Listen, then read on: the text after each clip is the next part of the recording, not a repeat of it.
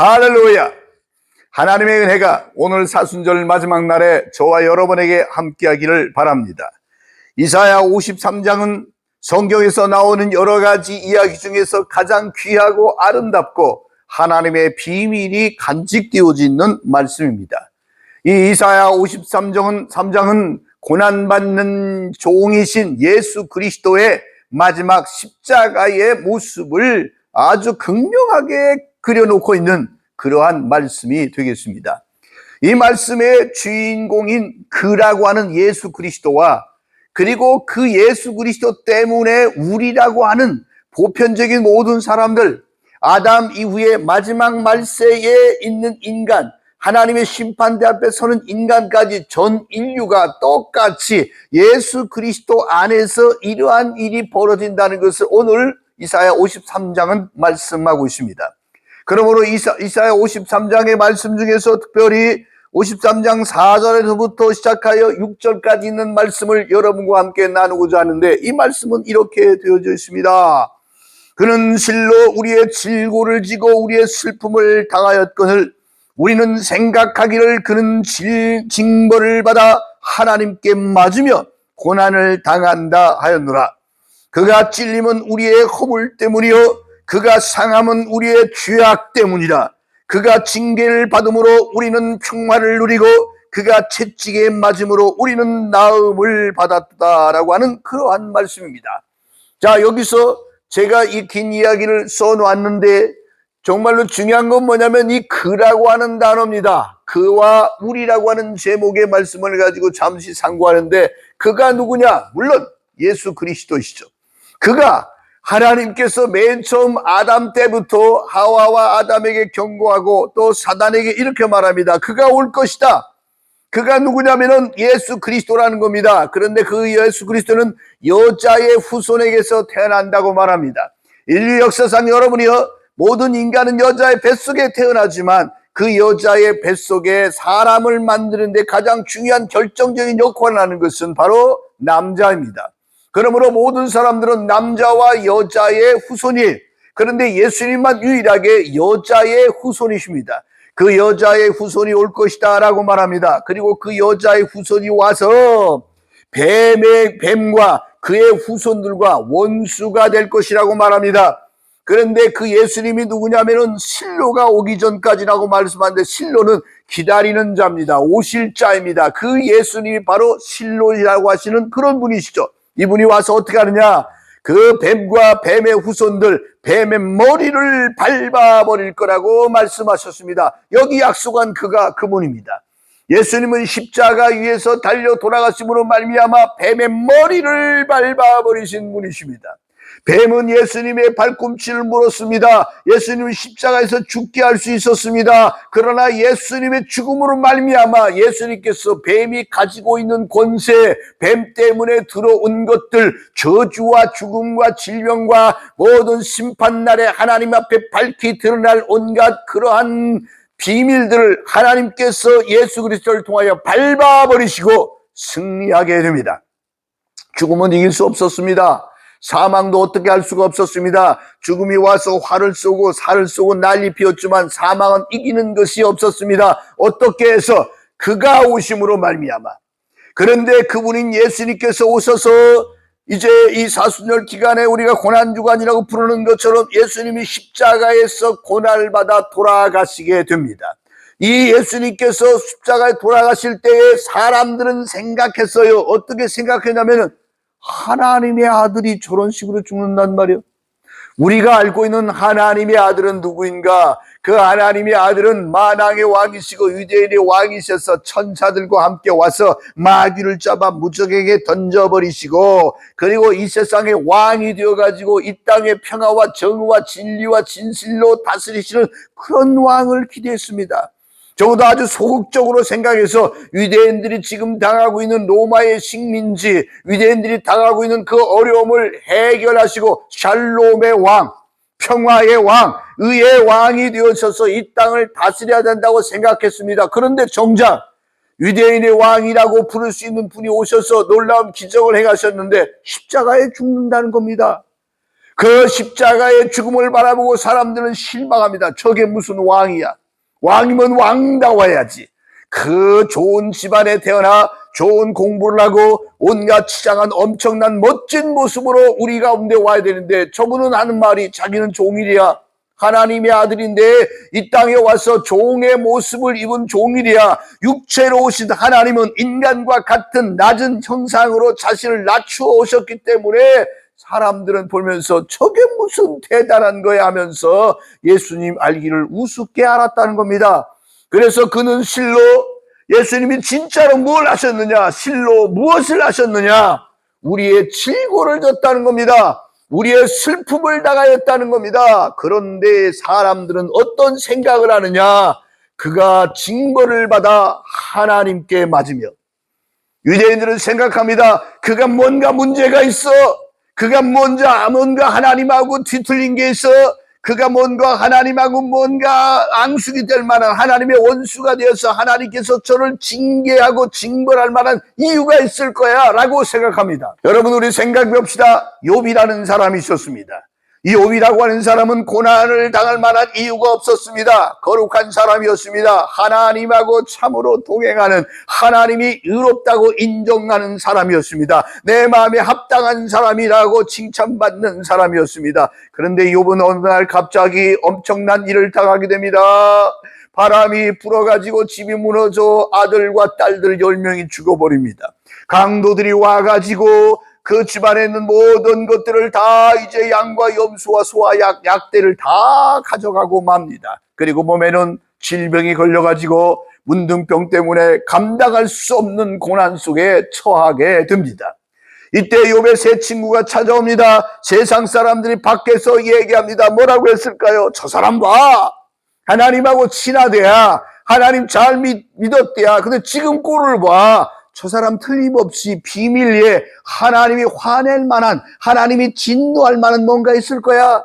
그가 우리 인간의 눈에 보이기에는 거룩한 사람처럼 보이고 의인처럼 보이지만, 그가 행했던 모든 숨어있는 비밀들을 하나님이 아시고 일시간에 그를 쳐서 저렇게 무너뜨리는 거 봐, 저거 문제 있는 사람이야 라고 생각했을 것입니다. 바로 예수님을 향하여 사람들은 이렇게 생각했습니다. 봐, 저분은 대단한 사람이래. 그런데 봐, 어쩌다가 저렇게 십자가에 죽는데야. 저 사람은 의로운 사람이래. 그런데 봐, 어쩌다가 저렇게 로마 군인들에게 끌려갔대야. 저 사람은 대단한 사람이야. 기적을 일으켰대야. 그런데 어쩌다가 저렇게 비참하게 맞고 이제 가시 면류관을 쓰고 저렇게 처참하게 죽어가야 할까? 뭔가 문제가 있어. 그래서 우리는 생각합니다. 그는 징벌을 받아 하나님께 맞으며 고난을 당한다 하였노라. 세상 사람들이 말합니다. 왜 하나님의 아들이 처참하게 저렇게 적신으로 벌거벗겨 저렇게 처참한 모습으로 저렇게 로마 군인들에게 비참하게 짓눌려 죽어야 된다라고 하는 생각을 하는 겁니다. 인간의 생각이죠. 인간의 생각과 하나님의 생각은 다릅니다. 하나님의 구원의 방법은 인간이 생각하는 것과는 다른 것입니다. 그런데 사람들은 생각했습니다. 우리는 생각했습니다. 어리석습니다. 정말 우리의 생각은 한계가 있습니다. 우리가 가지고 있는 고정관념이 있었습니다. 우리가 생각하고 있는 한계는 뭐냐면 하나님의 아들은 저래서는 안 된다는 겁니다. 여러분, 어떤 부자가 거지 같은 옷을 입고 돌아다니면서 구걸하고 다닌다면 우리는 이해할 수 없을 겁니다. 마치 그런 겁니다. 어떻게 저 하나님의 사람이, 어떻게 저 유대인의 왕으로 오신 이가, 어떻게 저 하나님이 기뻐하는 자요 사랑하는 자라고 칭찬받는 저자가 어찌하여 저렇게 비참하게 죽냐 이겁니다. 그래서 사람들은 그렇게 징벌을 받으며 하나님께 맞으며 하나님 앞에 고난을 당하는 이유가 분명히 있을 거라고 생각하고 있다는 것입니다. 그런데 이사야서 53장에서 선지자 이사야는 하나님이 주신 영감을 가지고 우리 가운데 놀라운 얘기 하나를 시작합니다. 그가 찔림은 예수님이 찔렸어요. 그런데 그 찔림이 우리의 허물이라고 말합니다. 왜 그가 창에 찔리고 가시에 찔리고 로마의 창에 찔리고 못에 찔려서 그렇게 비참하게 죽어가는 이유가 무엇이냐? 우리의 허물이라는 겁니다. 예수님은 한 사람인데 그 한 사람이 아담 때부터 시작해서 인류의 마지막 사람이니까 모든 우리라고 하는 인류 공동체, 이 설교를 듣고 있는 여러분과 저에게도 똑같이 우리라고 하는 인류에 존재했던 모든 인간들을 위해서 우리의 허물 때문에 그가 찔렸다라고 말합니다. 예수님과 우리가 따로 떨어진 게 아니라 예수의 죽음이 우리의 죽음이 되었어요. 예수가 찔리는 그러한 놀라운 엄청난 고난과 아픔은 우리 속에 역사하는 허물의 아픔이 되었다는 것입니다. 그가 상함은 예수님이 십자가에서 상했습니다. 채찍에 맞아가지고 엄청 태장에 맞아가지고 피부가 찢겨지고 피가 질질 흘러내립니다. 그런데 그러한 이제 이 상함은 우리의 죄악 때문이라고 말합니다. 예수님이 당하고 있는 모든 고난의 하나하나의 흔적이 우리의 흔적이 됩니다. 그가 당하고 있는 모든 아픔들이 우리의 아픔이 됩니다. 그가 왜 이렇게 당해야 되는가 하면 바로 그것 때문에 우리라고 하는 사람을 살리기 위한 하나님의 예정된 약속이 성취되고 있다는 것입니다.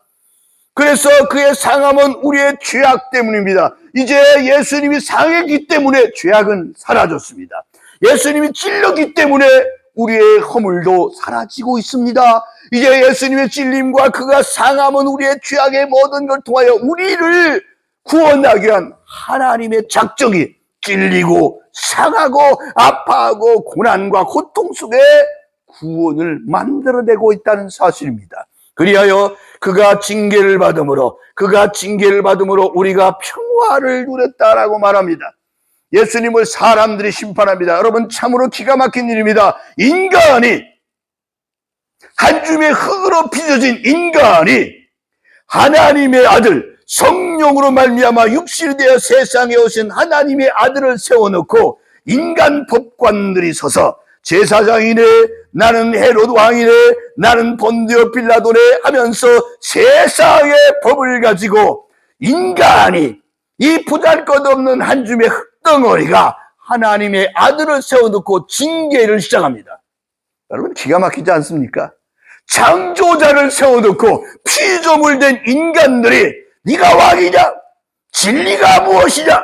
내가 너를 살려줄까? 죽일까? 너를 어떻게 할까? 이렇게 질문하고 있다는 겁니다. 여러분, 입장 바꿔놓고 생각합시다. 요즘에는 인공지능이나 로봇이나 드론들이 대세입니다. 그런데 어느 날 우리가 만들어 놓은 인공지능이 인간들을 모아놓고 말합니다. 이제부터 내가 너희를 심판하리라 라고 한다면 기가 막힌 일이지 않습니까? 성경이 지금 그렇게 말하고 있습니다. 인간이, 하잘것없는 인간들이 하나님의 아들 예수님을 징계하고 있다는 것입니다. 기가 막힌 일이죠. 그가 왜 그렇게 징계를 받아야 됩니까? 창조자 하나님이 그저 이제 바람만 불면은 끝나버린 인생들, 인생이 무엇이냐, 이 코에 호흡밖에 안 되는 수에 칠 가치조차 없는 그 짧은 인간들을 향하여 하나님의 아들이 종이 되어 오셔가지고, 인간이 되어 오셔가지고, 육신을 입고 오셔가지고 사람들에게 징계를 받습니다. 그런데 그가 징계를 받음으로 우리는 뭘? 평화를 누렸답니다. 예수님이 그렇게 재판법정에서 모독을 당합니다. 십자가 위에 달렸을 때 사람들이 말합니다. 네가 선지자면 내려와라. 네가 하나님의 아들이면 내려와라. 심지어 안쪽에 있는 강도들까지 예수님을 욕하며 네가 하나님의 아들이면 기적을 보여주고 우리 좀 내려가게 해서 그러면 내가 믿을 거야 라고 말하면서 그렇게 모욕과 멸시와 이런 일을 벌입니다. 인간이. 여러분, 나는 본디오 빌라도의 법정을 생각하면 기가 막힙니다. 피조물 된 인간이 창조자를 그 앞에 놓고서 그를 징계하고 있습니다. 말이 안 되지 않습니까? 성경은 이렇게 말씀합니다. 대체 하나님이 천지를 창조할 때에 우리의 형상대로 만들자라고 말합니다. 이때 하나님은 복수형을 쓰십니다. 하나님은 천지 만물을 창조할 때에 바로 창조 때부터 계셨던 하나님과 하나님의 아들 예수님과 그리고 하늘에 있는 영적인 세계의 존재들, 하나님의 영적인 천사들, 이런 자들에게 주님께서 말씀하십니다. 우리 형상대로 만들자. 그래서 우리는 예수 그리스도가 선제적 그리스도, 즉 예수님이 전전전에 오기 전부터 존재했던 하나님이라고 고백하는데, 창조 때부터 계셨던 그 하나님이 지금 우리 가운데 왔어요. 우리의 형상을 만드신 그분이 여기 왔어요. 근데 사람들은 징계합니다. 너 죄졌지. 너 반란 일으키려고 그랬지. 너 자칭 왕이라면서 넌 죽어야 돼. 그래서 사람들이 말합니다. 이 사람을 십자가에 못 박혀 죽이시오 라고 얘기를 합니다. 여러분, 그가 징계를 받았습니다. 그런데 그게 역설적이게도 우리에게는 평화를 누릴 수 있는 길이 되었다는 것입니다. 그리고 말합니다. 그가 채찍에 맞음으로, 채찍에 맞았어. 그 채찍에 맞음으로 우리는 어떤 일을 벌였냐? 나음을 입었다라고 말합니다. 여러분, 저는 아주 오래전에, 한 30여 년 전에 필리핀에 갔을 때에 그날이 하필이면 고난주간 목요일이었습니다. 다음날 금요일날 아침에 성금요일날 우리는 차를 타고 필리핀의 어떤 빵빵가라고 하는 동네가 있는데 그곳에 가게 되었습니다. 나를 데리고 갔던 이 선교사님이 그걸 꼭 봐야 된다는 거예요. 그래 아침 새벽부터 일어나가지고 열심히 그곳까지 차를 타고 갔습니다. 그런데 그곳에서 저는 정말 놀라운 걸 봤습니다. 사람 세 사람을 십자가에다가 뉘어놓고서 진짜로 손에다가 못을 받고 발을 묶어서 언덕 위에다가 십자가 세 개를 세워놓는 그런 모습을 보았어요. 전 세계에서 해마다 그러한 성금요일이 될 때에 여러 군데에서 사람들을 십자가에 못 박는 퍼포먼스가 있다고 합니다.